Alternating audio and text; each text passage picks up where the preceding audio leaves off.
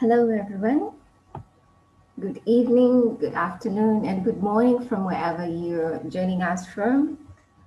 And welcome to today's session. This is brought to you by Traverso East Africa. And before we begin, we would like to bring to your attention some information that is being shared with us on the chat. And this is basically some housekeeping points. Please be free to visit that bit just so you see what's happening and how we can get that. Um, we are going to bring to you a session that is titled How Governments Are Engaging with the Young People in the Times of COVID-19. But just before we get into today's discussion, we would like to inform to you that in between our session, we will be running a poll, and this poll can be accessed on slido.com. So please feel free, log into Google and search for slido.com. We will let you know when we get into the poll. For now, allow me to take us to today's session. And we are privileged to be joined by two panelists. Allow me to just bring them to us. This is Marie Nanyanzi and Ivan Otim. Would you please say hello to us, Marie? Hello, everyone. Greetings from Uganda. Thank you so much, Marie. And Ivan, would you say hello to us? Yes, hello, everyone. Good morning, good evening from wherever you're coming from. Thank you so much, Ivan. And now we are going to speak about how governments across the world are engaging with the youth. And the question we'll be handling today is, are the youth being engaged by their respective governments? So one of the things that we'll be doing today, we'll present you with findings. But just before we get that, we would like to introduce to you Sauti za Wananchi. And Sauti za Wananchi is a program that is run by Traverso East Africa. Sauti za Wananchi is Swahili for Voices of the Citizens. So what Traverso does, it conducts mobile phone surveys that usually collects views from citizens across East Africa, that is Tanzania, Uganda, and Kenya. To be able to get the methodology and the approach used in these three countries, please feel free to visit Traverso East Africa's website, and you'll be able to understand more about what Sauti za Wananchi, or Voices of the Citizens, is all about. So we bring to you a couple of findings that have been obtained from the Sauti za Wananchi. So please take us to the next slide, Sherry. Let's speak about what these findings are telling us. So we are going to be speaking about the job situation amongst the youth. And we are going to be informed by findings that we obtained from Sauti za Wananchi. This is a research that was done in Kenya. Please take us to the next slide and let's see what the findings are saying. So the findings from Sauti za Wananchi, this is a poll that was conducted in the month of August, and it states that 7% of the youth did not have any work to do in the past 7 days, and they did not have any income generating activity that they will definitely return to. 7% is not a small number, Marie. Is the situation in Uganda the same? 7% of the youth do not really have anything to go back to that would earn them any income. Is the situation the same in Uganda? Yes, that situation does not change much in Uganda. So we did see similar challenges that a number of youth still didn't have much to go back to. But again, when we look at the different age categories, the youth are still the larger number of those that are still unemployed, even before the COVID-19 pandemic. Excellent. Thank you, Marie, for those insights. But at this point, also would like to bring in Ivan. And Ivan, you have had the privilege of engaging with the young people in Uganda. Are these numbers, these figures, the ones that we have just spoken about, the 7% of the youth who say they do not have any income activity to go back to? And Mary says the situation is the same in Uganda. But really, you have had the privilege of engaging with the youth in Uganda. So are these just figures to you, or do you actually resonate with these statistics, Ivan? Thank you very much, sir. I think the truth could be is that whereas the statistics are like that in these circumstances, ideally found a vulnerable situation in the employment sector. So I believe and have to anticipate that they could be higher than what we anticipate. But And with the survey, yeah, it captures, yeah. so this is actually a representation of what the situation is at the ground in Uganda as well.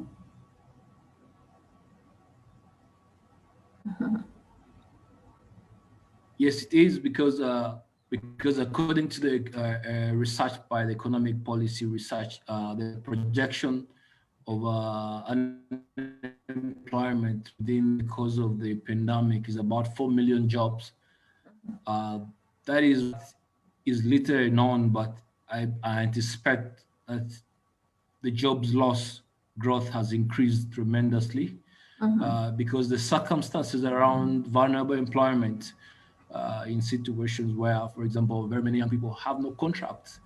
So the pandemic just pushed them on the walls, and companies had to do whatever they wanted to do, and just had to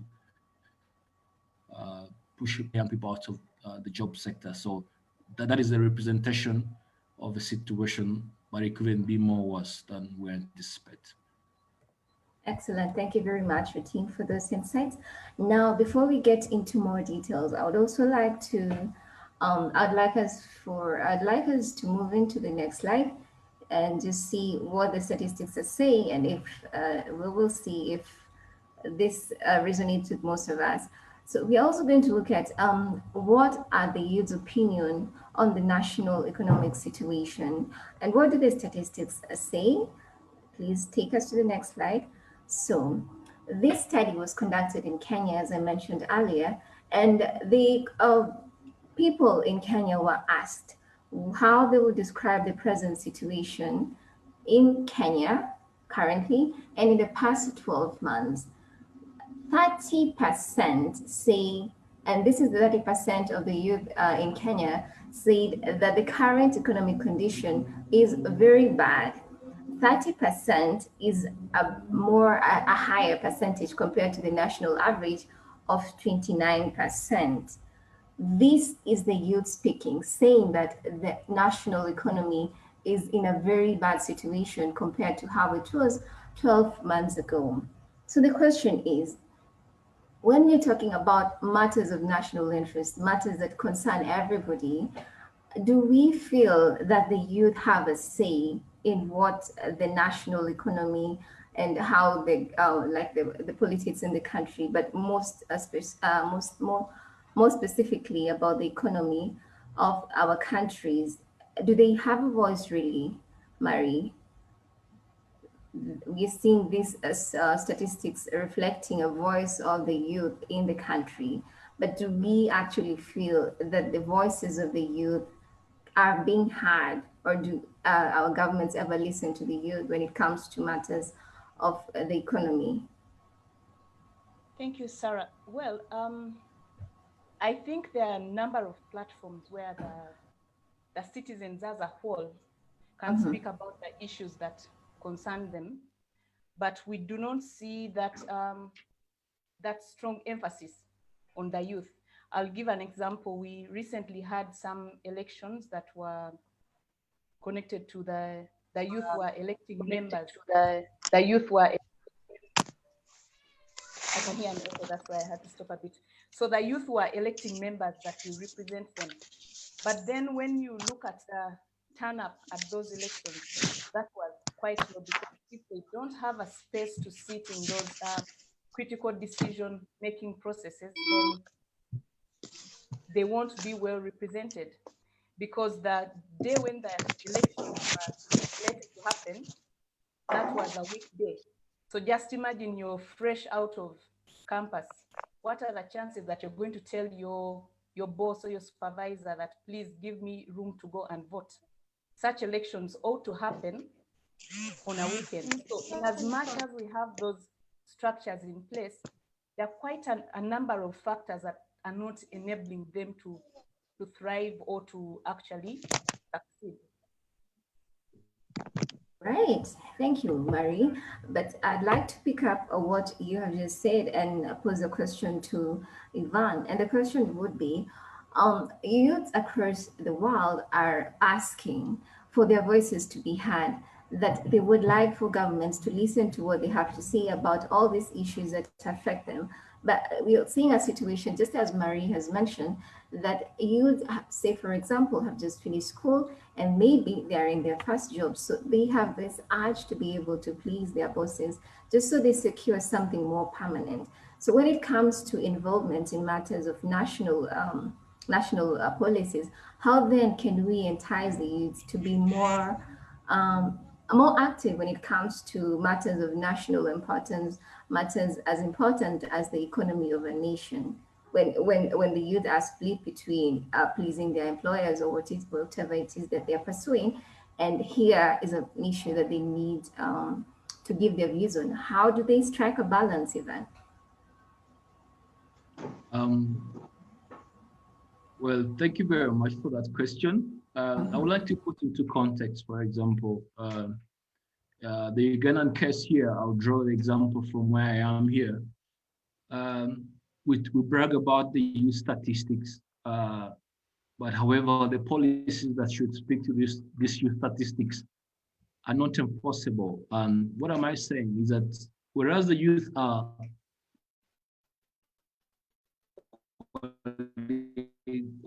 large numbers in the demographics, the policies that must speak to the issues that affect them are not catered for qualitatively.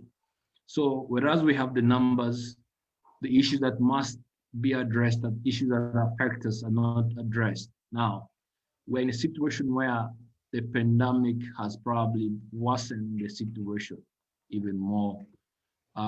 In that situation where you asked whether we as stakeholders mind about the young people, I think with the numbers that I've just spoken to you, it is just very much important that stakeholders must be able to identify with these numbers as fundamental processes through which they can do development planning and not wait for young people to be able to step up, but rather the policies that are enforced must be able to speak to the challenges that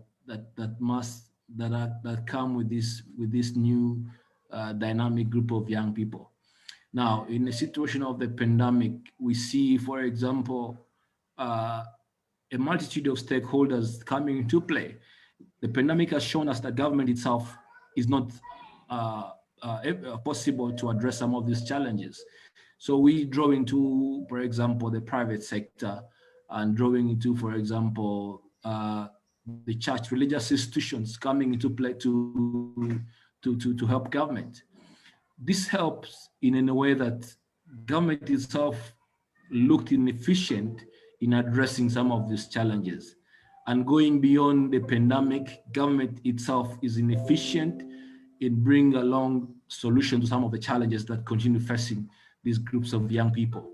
So what am I saying is that the vulnerabilities that continue to befall young people every other day need both a multitude of stakeholders, but also with immediate and long-term mechanisms to address the issues that affect them. Interesting insights right there, Tim.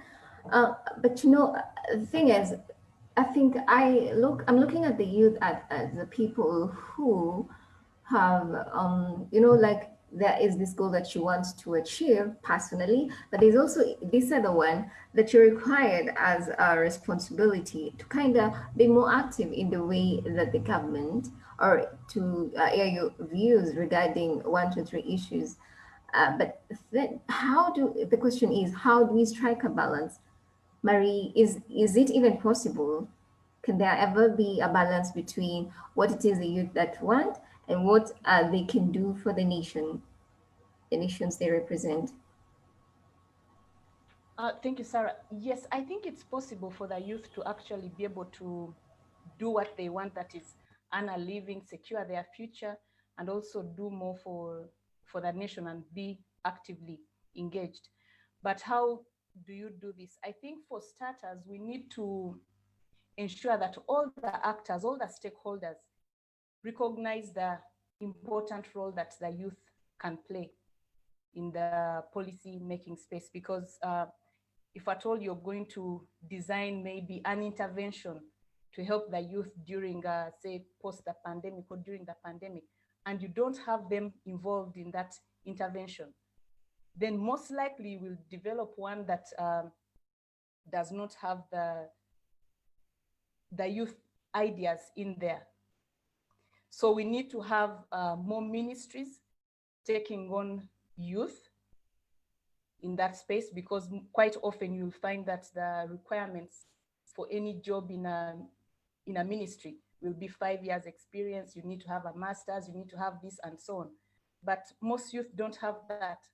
So there needs to be an acceptance that we need to have to lower probably the qualifications or the requirements so that you have more youth involved in the policy making space. Secondly, it's also important that the issue of politicizing all the different initiatives is reduced, because you will find that if at all there is a package to help maybe a group of young people to sustain their businesses or set up those businesses, most times that information is not put out as much as it ought to. So in the end, you find that the few that have that information will require the youth to subscribe to a certain political side. So if at all a youth is not really into taking sides in terms of which political party I subscribe to, they will shy away from being active in those initiatives. So if at all most of those programs are neutralized and each youth is given a fair chance without having to enforce or to demand that you subscribe to a certain political party, I believe that would attract more youth to actually participate in those spaces or those initiatives that have been taken up. But when it's not done, then a number of youth will actually shy away because they don't want to take a political side. Excellent. You're raising very, very important points right there, Marie. But before we get more into details about that, I am worried about a team. I don't know if he's online. Yes, hello.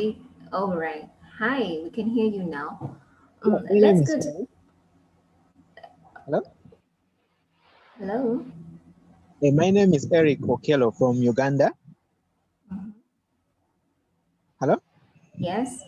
Hello. Yes, I represent the Oro District Youth Advocacy Network, and just to shed more light on what my other colleagues from Uganda were speaking about. In Toro here, we realized that as a network, we realized that even with regards to effective response to COVID-19, our government has, I don't know whether it's just by design, the youth were excluded. If you look at our task force that were set up to really be at the forefront of responding to COVID, the youth representation were not prioritized, especially for Tororo. So, and then we were again saying that, okay, how do we tackle the issues of the effects of COVID? Because now we realize that in Toro here, we had so many cases of gender-based violence, but affecting mainly girls. The issue of sexual gender-based violence was on the rise. Issues of child marriages, issues of teenage pregnancies was on the rise. However, when we were trying to push through the aspect of how do we get the youth voice in these decision-making spaces, it became a challenge because government was thinking it is probably more important to have technical officers. But then the question was, how do they represent issues that affect young people. And then if we talk about at program level, how are youth that are majorly being affected, that are getting pregnant, that are not getting adequate information, how do they influence the design and then of these projects? So it became a very big uphill task. So it is something that is, I think, development partners and government should really consider and Thank you very prioritize. much. Thank you very much, Eric. You're raising very important points. And just before we get into the discussion, please allow us to go to the next slide, and then we'll come to a discussion where we can all come in. So let's talk about what the youth's feeling, what is the youth's feeling about their own economic situation. All right, and with this one, it goes to show that 29% of the youth currently in Kenya are say that their current economic condition, this is now personal, it's not national, is very, very bad. And 29% is equivalent to their national average, which is at 29%. So clearly, the youth are facing a lot of challenges from across the board. But thing is, how can we even explain this? What on one end we are speaking about the youth not being listened to when it comes to issues about national interest. But then again, the situation is not any different. 29% are complaining that their own personal living conditions is becoming very, very bad. How can we get the situation for the youth better, at least so that we do not have this very surprising statistics? Marie, I don't know where Ivan went, but I hope we can have him on board. But in the meantime, would you please shed more light about the statistics, and how can we improve the situation of the youth personally, just so we have them shielded from taking part into wrong economic activities or even wrongful things here and there? Thank you, Sarah. So I see Ivan is on. So I think some of the ways in which youth can be assisted is, first of all, to encourage more innovation, because we've seen that within the last few months, there are a number of ideas coming up and youth are becoming more active. So if at all more youth are made aware of the different innovation hubs that are available, and then they can participate in there, I think that will help them to remain focused and also build more hope for the future. But beyond that, we know that a number of youth are involved in agricultural production. How do we get market for them to for their goods? I think that is really important. And maybe these markets are there, but these markets are probably dominated by those that are more mature and have been in the business for a longer time. So what I'm saying is that we need to have a focal point, like a point where youth can come to collect, to gather more information on what is happening. Because when you watch the news, you see so many initiatives going on, east, left, right, but then you wonder how many people actually know about this. So if at all that focal point is publicized, then more youth will be able to get in and utilize the available resources.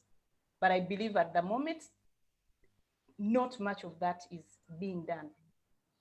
Right, not so much of that is being done. And this question now goes to you, Ivan. So here in Kenya, during the COVID-19 pandemic, one of the initiatives that were introduced by the government of Kenya is what we're calling Kazi Mtaani. And with the Kazi Mtaani initiative, it's just like a cleaning program in the country. And with this, then people or the youth have been encouraged to apply. And at the end of the day, they say, for example, take part in cleaning activities around the different counties we have in Kenya. And then per day, they're given about $5. $5, this goes to a person who has gone through campus. Yeah. And sometimes they have like really, really impressive academic qualification. But the question is, if our governments continue giving us this, say for example, this initiative we're calling Kazi Mtaani, how can we then guarantee the youth of tomorrow that their lives will be better? How can we at least make these programs more sustainable for the youth? See, for example, $5 for a student who's gone all the way to campus and has their own master's or their bachelor's degree. How does this feel for you, OT? So here is a Yes, program. thank you very much for that Okay. example for Kenya. At least I have been listening in and reading a lot from different countries during the pandemic, and happened to read that interesting aspect that the government of Kenya initiated to engage young people constructively in the pandemic. Now, for me, I would like to discuss what I would call a double sword resilience and recovery strategy. I know, for example, in Central African Republic, according to the World Bank, it highlights that 18,000 tailors were recruited directly. Now, this emerged as a health response as well as an economic impact, providing livelihoods. Now, if we have initiatives like those happening across the board, where young people are part of the problem, solving the problem, however, the problem is also solving their challenges, I think we have the capacity to deal with some of the challenges in a long-term aspect. These examples can be very many, but in Uganda, for example, the lockdown was completely a lockdown. Young people's innovations were locked down. Even when government tried to come up with, for example, to say that, okay, we need to have these masks, companies were given contracts. Now, if I'd like to take the example for Central African Republic, here you are galvanizing young people who are already in the market and saying, we have a crisis. We want to solve the problem by designing and putting up protective masks, as well as we want to provide and solve a problem into a double sword resilience and recovery strategy. For me, is one of the interesting aspects that we could be able to look at going forward. All right, our team. So let's move to the next slide and see what that has for us. Also, this is about financial management and the coping strategies that the youth have taken up to when it comes to COVID-19. But for this one, I'd like for us to put in the chat. So, for example, today you ran out of money and you really needed to have yourself to afford yourself a meal and say a prescription medicine or anything very basic. What would you do? Let's have that discussion on the chat. Please put in your thoughts on the chat and let's hear how we would cope when we have no money to cater for our basic needs. All right, please, as you put that on the chat, that I'll be waiting for me to read out loud. Allow us to go to the poll that we mentioned earlier. I hope you have your phones on standby. So slido.com, that's where we are. But please remember that you're still hoping to receive your feedback about what you would do if you had no money to afford yourself a meal or prescription medicine and stuff like that. Please keep your thoughts coming in. All right, so we are going to the poll right now, and the poll is slido.com. So www.slido.com, and there you can put in the event code, which is hashtag N71. Those details are on our chat, so please feel free to go in there. Okay. So I am reading on the chat, hoping to see what you would do when you had no money. Please keep those coming. In the meantime, we are having the poll right now. So let's all go to slido.com, and we have a question on our screens. The question is, in your view, has your government included you in the fight against COVID-19? Right? So are we all on slido.com? Are we all voting? In your view, has your government included you in the fight against COVID-19? Please keep your thoughts coming. All right. Thank you very much for Thank you very much for voting. And I hope you don't stop voting. But as it is right now, majority of us at 75% say that their governments have not included them in the fight against COVID-19. All right, 77% right now. We have 5 more seconds to vote, and the voting is taking place at slido.com, and the event code is hashtag N712. Okay. All right, so we will go to the next question, and then we'll come back to this and discuss all this and what it means to us from wherever we are tuned in from. And the question is, different governments have taken different interventions to mitigate the impact of the pandemic on livelihoods. What do you feel of the measures taken? Oh, please keep your votes coming in, keep voting. But so far, we are seeing that most of us feel that the measures that have been put up by the government are insufficient and there's room for improvement. We have 2 or 3 more seconds to vote, and then we are going to come back and have a discussion on this. Okay. All right, so please take us to the next question. Let's see what the question is about. And I hope all of us are keeping our thoughts coming in. The question now here is, how do you describe your own level of youth agency and participation during the pandemic? Are you voting now? Is it 100%? How would you describe your level of youth agency and participation during the pandemic? Have you been involved? Have you been involved? Have you not been involved? Or have you been involved fully in the fight against COVID-19? Please keep your thoughts coming in.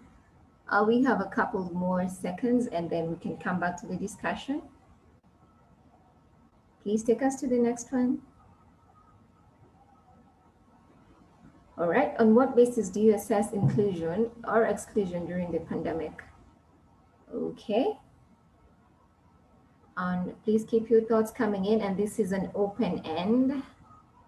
Let's hear what you have to say. How would you assess youth inclusion or exclusion during the pandemic?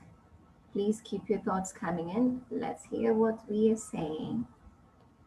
Okay. Responses are coming in.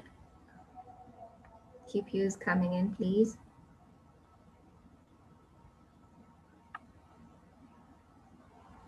Okay.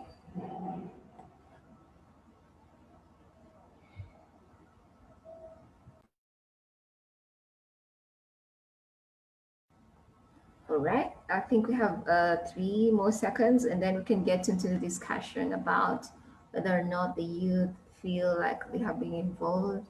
Are these measures adequate enough? How do they assess the inclusion or exclusion? Very briefly. All right, thank you. Now let's get into the discussion. Would you please take us to where we started the poll, where we're talking about involvement of the youth? All right, thank you very much. So 79% of us are saying that their governments have not included them in the fight against COVID-19. How can we change this situation, Marie? Is this is this situation, can it be sorted out? Can we see a situation where youths are more included in the fight against COVID-19? Marie? Thank you, Sarah. Well, the findings haven't surprised me. That I needed to say that a number of youth don't feel that they have been involved in the fight against COVID-19. Well, it's possible to change the situation, but again, we cannot totally just say that let's rely on the government to involve us. In Uganda, we had in March, when we identified the index case of COVID-19, I did see that one organization volunteered its youth to go and participate in the call center. And in whatever they are doing, you can clearly see that they are trying to fight the issue of the misinformation. So for the rest of us, I believe we can play a role. Let's avail ourselves. Let's show up when there are meetings within your community, show up. But in most cases, I believe as youth, people are not very likely to attend something because they feel like that does not immediately help them. Some people do say that for me, all that matters is that I'm able to get to earn a living. So that challenge is that how do you balance the fact that the youth are eager to make a living, that is put food on the table, because a number of them are already living on their own without their parents, and then also having them to voluntarily participate in the fight against the pandemic. So in all that, I think in any communication that is put out that is from the side of the government, there should be the recognition that the youth are struggling to make ends meet. Right. But even if they're struggling to make ends meet, they are still welcome to the table to offer any kind of support. So all hope is not lost. There is still a chance for us to do more. Right. So all hope is not lost. There's a chance for us to do more. Let's have a quick discussion on the next one. See, our time is almost running out. And Ivan, here we bring you, and 91% feel that the interventions that have been taken by different governments have not been sufficient, and there's room for improvement. Very, very quickly, how can the government, or what is it that the government can do to improve the intervention measures against COVID-19? Very, very brief.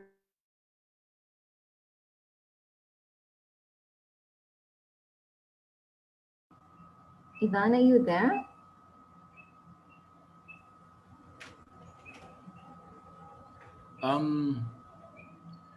Within this question, how governments have taken different interventions to mitigate the impact of COVID on livelihoods, I would say it is a representative number, for example, across the board in regards to how different governments involve young people directly and indirectly. Central African Republic mobilized young people in the sector to undertake designing of masks while engaging them in economic activities. Kenya's example could be sufficient. There could be very many examples that really look at how governments really engage their young people in different ways. Now, for the aspect that Uganda's aspect, where, as I said, there was completely no interventions to directly involve young people. And even now, post-pandemic era, where we are probably looking at the situation where we're looking at recovery, we're not seeing various interventions that are really targeted to different segments of young people. And in here, I'm talking about, for example, young people in the business sector. You could talk about persons with disabilities. You could talk about women in the markets. We saw how the pandemic put everything to a standstill. And in that situation, almost everything, for example, agriculture itself was a standstill. So in a situation where, for example, we have very many young people in an agriculture sector from the value chain. Now, agriculture looks to be the segment where we can be able to rebuild the economy by driving agriculture productivity and also availing the markets. Now, in this situation, I'm expecting government to have interventions that drive productivity, but also interventions that look out for markets. We know we have the African Continental Free Trade Area. What are the opportunities in Kenya that we must be able to tap into? What are the opportunities elsewhere that we must galvanize? And in this, we'll be able to impact on, for example, food security, livelihood, income, and thus address some of the challenges that keep coming within us. So the interventions are minimum in various ways. Thank you. Right. Thank you very, very much, Ivan. And interesting insights right there. But one thing I'm picking up is that yes, the youth are at a bad place right now, but all is not lost. Unfortunately, we are almost coming to the end of our session today, and I'm looking for what you might have put on the chat just so um, we see and so that every one of us is heard. But let me see. So we are going to pick just one question or just one comment from our participants, and then we can call it a wrap. Pardon us for the limitation in time, but if you have a question, would you please put your hand up, or do you want to put it in the comment? Let's see what our participants have to say. Is it relatable, or would you? Yeah, just before we wrap things up, we only have just 4 more minutes, and I am not seeing a hand up. All right. So allow me then to give Marie and Ivan each 30 seconds just to wrap and to share with us your closing remarks. Okay. And then we can proceed from there. So Marie, please go first. What would Thank you, Sarah. All right. Thank you, Sarah, and everyone in this session. What I would say that is critical for the youth is to ensure that we have more participation in the different ministries or activities that are going on in our communities.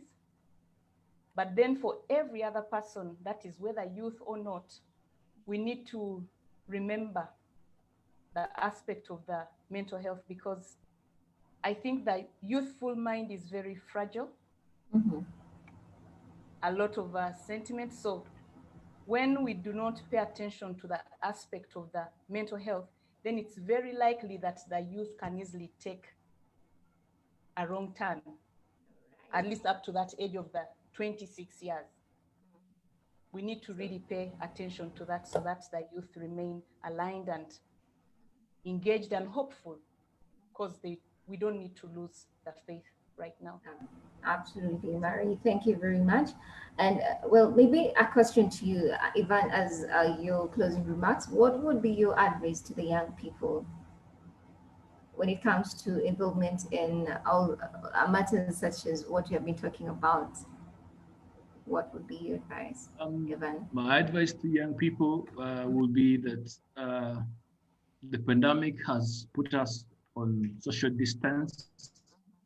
However, we can galvanize the social platforms to build networks, that we can build networks for learning, information sharing on various issues, on skilling. We can galvanize these efforts to mobilize ourselves. But also critical youth innovation has been exhibited as one of the fundamental roles young people have played across the globe. We know that young people, for example, have been instrumental in innovating automated water sanitizers, but also ventilators across in Kenya, Nairobi, wherever. And at this time, the governments must realize that the role young people play beyond this pandemic is very much fundamental in regards to how they create solutions for the problems that we are faced with. For the government, like to speak that the role of that show within the pandemic across the globe. However, we need to categorize this data, for example, across vulnerabilities, gender, age, sex, so that we can be able to have targeted responses Right. from various approaches. Thank you. Targeted responses. That's the word right there. Thank you very much, Ivan, and thank you, Marie, and thank you, everyone from wherever you tuned in from, for joining us in today's session. This session has been brought to you by Travelers East Africa. And should you need to speak to our panelists today, Marina Nyanzi and Ivan Oti, their contact details are on their screens right now. And at close, we have, would you please take us to the next slide? Finally, we are having different ancillary activities, and please feel free to participate in the network in the networking. And this is through the participant map. It's there on your screen. Please click on the link, and you'll be added into that. And there's also a participant matching program. The details are on your screen, and there's also a social media challenge. Would you please take that? Would you please take part in it?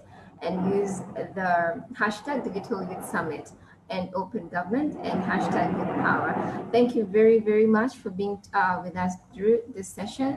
This session was on how governments are involving the youth across the world. And my name is Hara Mwangi. I've been your moderator, and thank you very, very much for making this a success. We hope to engage with you in the future, but for now, thank you so much. Have a good day from wherever you tuned in from, a good evening, and see you soon. Thank you.